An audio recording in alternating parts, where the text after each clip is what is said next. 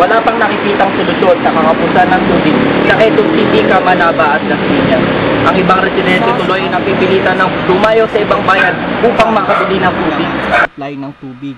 Nahihirapan din siyang mag-ipon sapagkat sa 4 na oras na pagsusupply ng tubig ay kakaunti pa rin ang tubig na pumapatak sa kanilang gripo. Kaya naman tanong ng mga residente, kailan nga ba maibabalik ang normal na supply ng tubig?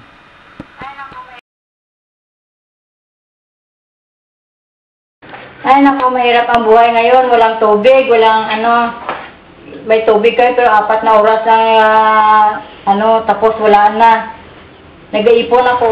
Humihingi ang Maynilad ng ibayong pasensya dahil pinagkakasya na lamang nila ang natitirang tubig sa hanggan.